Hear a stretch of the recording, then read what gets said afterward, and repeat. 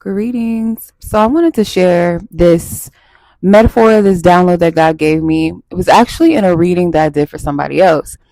And we were discussing, value and self-worth, and just something that this will always stick with me because I love the way the Spirit broke it down, because it will never leave my spirit when we need those reminders of our self-worth, because by default humans, we place our value, on things such as validation of, from other people, our careers or the lack thereof, our financial situation, social status, social currency, our looks, our material items, and not based off of things that really matter. And then we also too give people too much power over our worth, right?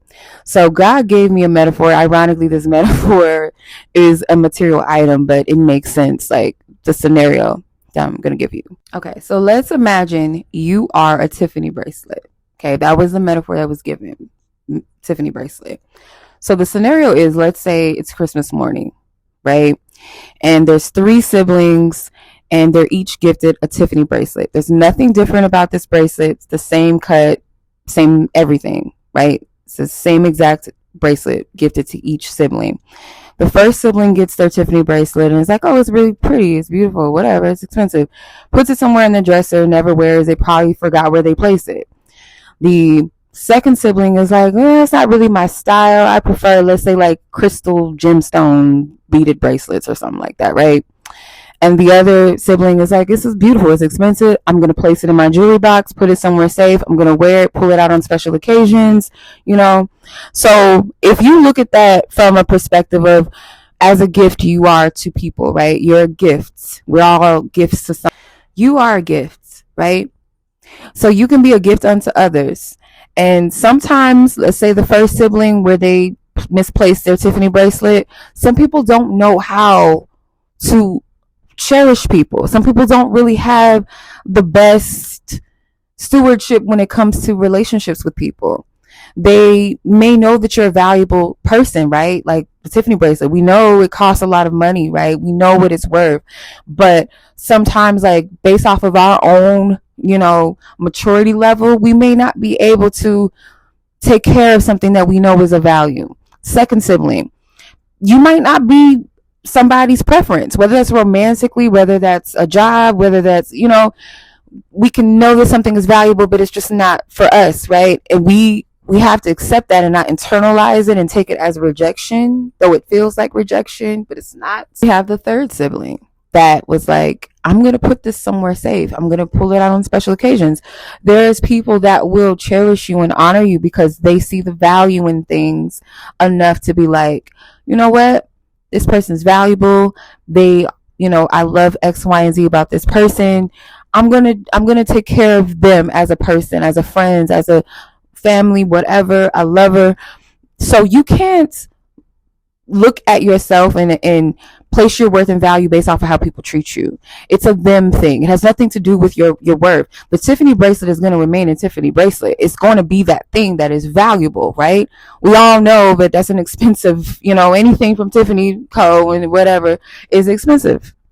So that doesn't diminish your worth, your value, just because whoever X, Y, and Z purchases it or receives it as a gift doesn't or does value. One thing too, you have to remember, when you want something, no matter how expensive it is, like if it's an iPad, people place a lot of stock on material things, right? Consumerism is just this big ass monster, right?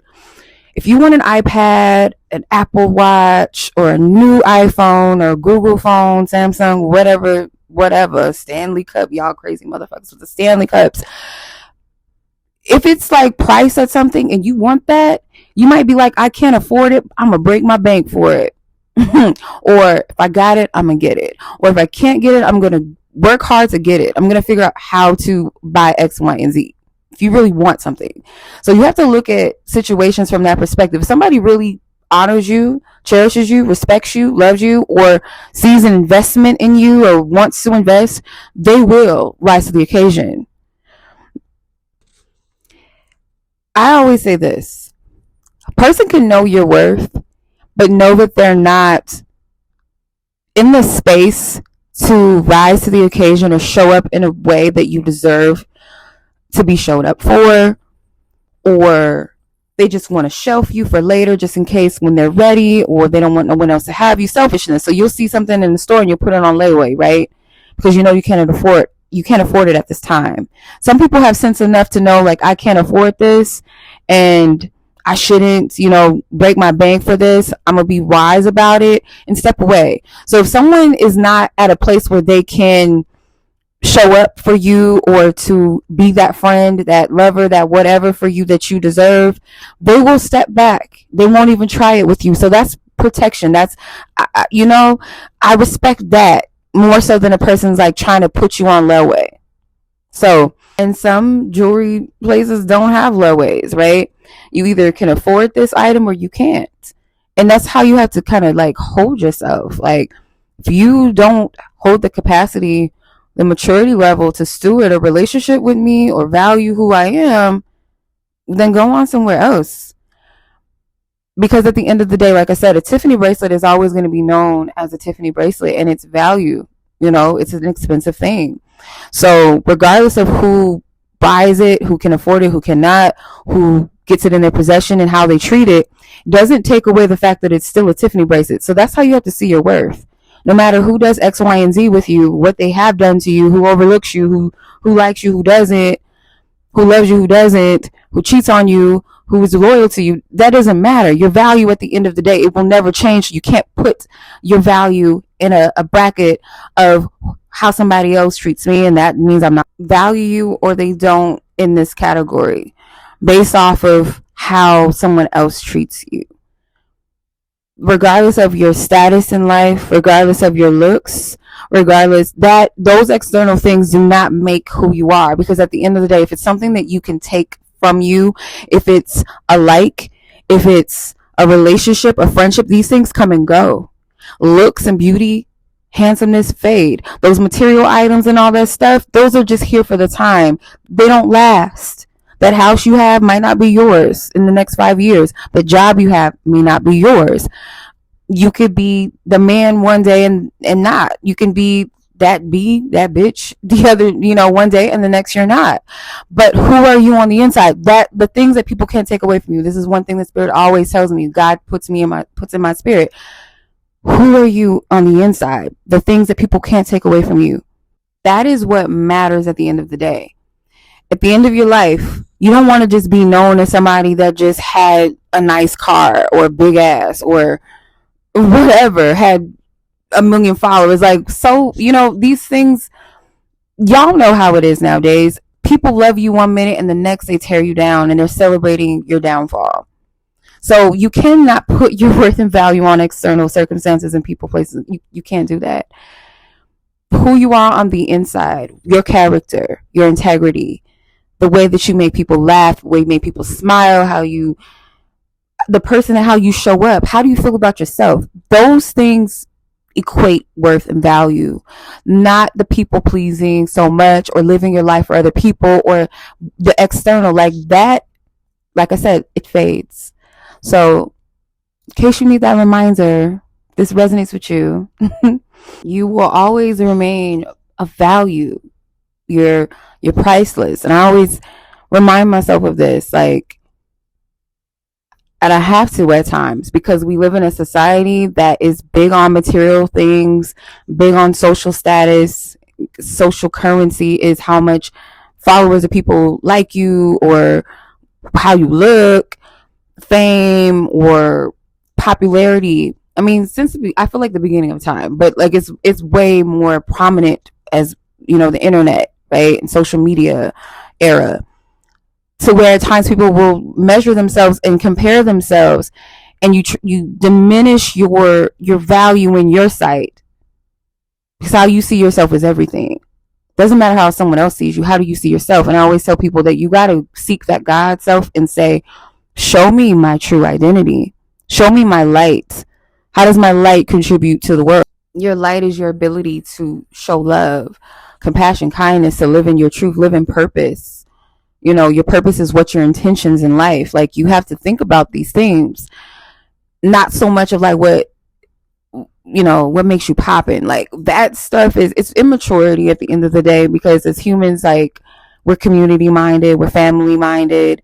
So we're constantly seeking that validation. But when it's in an unhealthy place, it's coming from an emptiness, is because you haven't found that light inside of you yet. And so why it's important for you to know who you are is because you contribute something to this world, or you have the capacity and the call. It is your birthright. You contribute something to this world, to live and to be of some sort of purpose. And it doesn't have to be this wide scale popular fame, but you matter. Your light matters. Who am I in the eyes of my creator? What am I here for? And I feel like deep down inside, like, people really do care about that at the end of the day. They really do care about that inside. At least I would hope so. But you will sell yourself short and other people around you that you can bless by not showing up fully authentically. And you may know what that light is inside of you. You may be afraid of it. Whether it's imposter syndrome, whether it's, again, you're worried about what people think about you. And at the end of the day, you can sell yourself short. You only have one life to live. And if you take yourself out of it in a self-centeredness, but more so in a place of you are a divine child of light, God, source, whatever you want to call it, and you have a right to show up in this world and to be you and to be your authentic self and to love and to whatever, right? But I pray that this message reaches whomever it's supposed to reach, and that it touches you in your soul to remember that your worth does not diminish based off of external things. It does not. And if you don't know what your worth is and you feel unworthy, like, you got to go inside of yourself and figure out what that light is inside of you. You have to figure that out for yourself. And I don't want to make this too long because I feel like I've ranted long enough, but I send you guys so much love and energetic hugs, and peace be on to you, okay? And as always, much love. Peace.